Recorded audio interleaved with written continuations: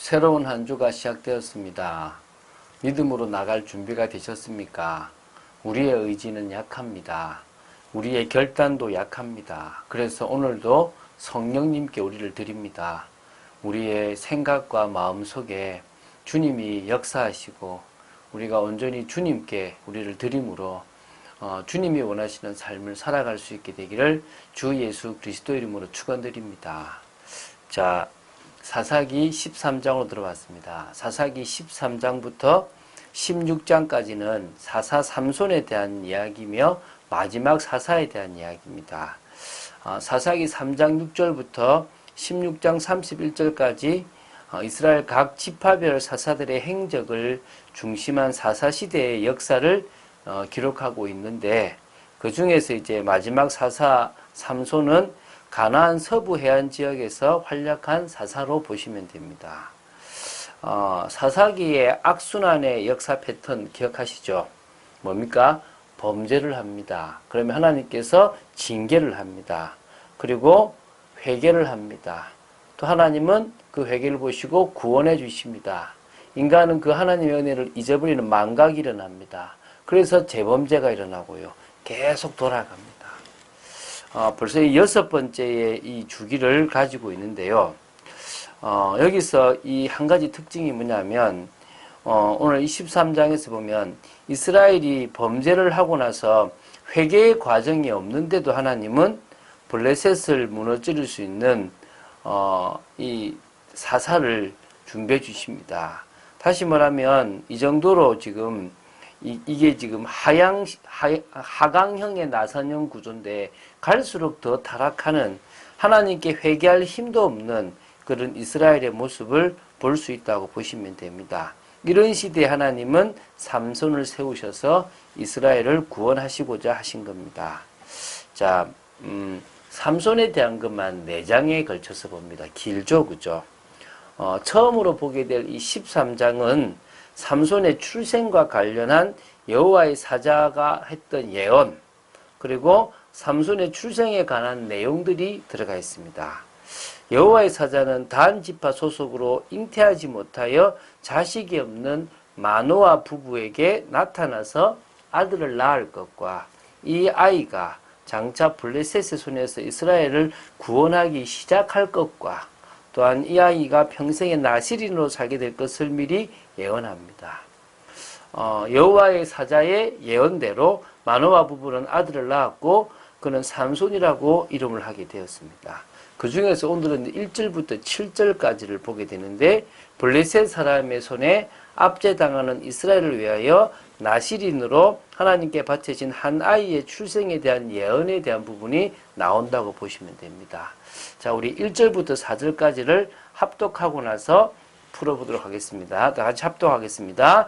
이스라엘 자손이 다시 여호와의 목전에 악을 행하였으므로 여호와께서 그들을 40년 동안 블레셋 사람의 손에 넘겨주시니라. 소라 땅의 단 지파의 가족 중에 마노아라 이름하는 자가 있더라. 그의 아내는 임신하지 못함으로 출산하지 못하더니 여호와의 사자가 그 여인에게 나타나서 그에게 이르시되, 보라, 내가 본래 임신하지 못함으로 출산하지 못하였으니 이제 임신하여 아들을 낳으리니 그러므로 너는 삼가 포도주와 독주를 마시지 말며 어떤 부정한 것도 먹지 말지니라. 아멘. 자, 13장 1절부터 좀 풀겠습니다. 모든 인간이 전적으로 타락하여 하나님 앞에 그 어떤 의로움도 없는 것처럼 이스라엘 역시 하나님이 구별하셨고 하나님의 백성이라는 그런 인정을 받았지만 여호와 하나님의 목전에서 우상을 숭배하는 악을 행하였습니다. 이 당시 이스라엘은 외형적인 타락과 내적인 부패를 하나님 앞에서 반복적으로 가지고 있었다는 것이 결국은 악을 행했다라고 볼 수 있겠죠. 자, 우리는 항상 우리 자신이 하나님 앞에 있다는 코람데오의 신앙, 다시 말해서 성령의 역사 속에 있는 신앙을 가지고 살아간다는 그 사실을 기억한다면 이전보다 죄를 멀리하는 그런 거룩한 삶을 살 수 있을 거라고 확신합니다. 자, 그런데 이스라엘은 하나님 앞에 이렇게 범죄했기 때문에 하나님께서 이번에는 40년 동안 블레셋의 손에 넘겨주시는 징계를 행하게 됩니다. 자, 블레셋이라는 게 이제 등장하게 되는데요. 이 블레셋이 지금부터 해서 꽤 오랫도록 이스라엘을 괴롭히게 됩니다. 블레셋은 함의 아들 미츠라임의 아들인 가슬루임으로부터 유래되었다라고 창세기 10장 14절, 역대상 1장 12절에 나옵니다. 에게해 연안 갑돌로부터 팔레스타인 땅으로 이주해 온 그들은 해안 지역에 거주하여 점점 강성해지는 겁니다. 덩치가 커요. 여러분, 블레셋에 누가 있습니까? 바로 골리앗이 있죠. 그죠? 이제는 이스라엘을 40년간이나 압제하는 큰 세력으로 성장한 것입니다. 일찍부터 이제 철기를 사용해가지고 우수한 무기를 갖고 있었고요. 또 가나안에 거주하여 분열왕국에 이르기까지 이스라엘을 괴롭혔던 그런 존재가 이 블레셋입니다. 자, 2절부터 4절을 보겠는데요. 이 소라 땅에 단 지파의 그 출신이죠. 그래서 이제 누구냐니까 마노아라는 인물이 나오는데요. 이 소라라는 지역은 현재 이스라엘에서 사라라고 불려지는 곳인데요. 예루살렘에서 서쪽 해안 쪽으로 27km 그 지역에 단 지파와 유다 지파의 경계에 위치했지만 단 지파에 소속되어 있습니다. 이 마노아 부부는 임신하지 못하여서 자식, 특히 아들을 낳고 싶은 마음이 간절했는데요. 그때 여호와의 사자가 말합니다. 보라, 내가 본래 임신하지 못함으로 출산하지 못하였으나 이제 임신하여 아들을 낳으리니 그러므로 너는 삼가 포도주와 독주를 마시지 말며 어떤 부정한 것도 먹지 말라, 이렇게 얘기합니다. 자, 이제 이 아들에 대한 특별한 계획을 이야기하고 그 특별한 아이, 나시린으로 드릴 아이를 위하여 너 역시도 포도주를 삼가하고 독주도 먹지 말고 부정한 것들을 먹지 말라라는 이야기를 합니다. 엄마는 출산 때까지만 그러면 되고요.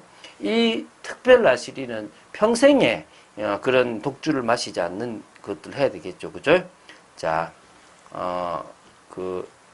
어디를 보냐면 이제는 5절을 보도록 하겠습니다. 나시린의 규례에 대해서 나오는데요. 율법에 의하면 이스라엘 백성 중에서 어떤 사람이 일정 기간 동안 나시린으로 헌신하게 되면 그 기간 동안 머리를 깎을 수가 없었습니다. 근데 그래서 다시금 일반 신분으로 돌아갔을 때 머리를 깎을 수 있었는데요. 삼손이나 사무엘처럼 출생 이전부터 나시린으로 구별된 자는 일평생 동안 머리를 밀 수가 없었습니다. 영원한 나시린으로 부름받았기 때문입니다. 이 마노아의 아들로 태어난 삼손이 바로 나오기 전부터 예정되었고 나옴으로 나시린으로 바쳐졌습니다.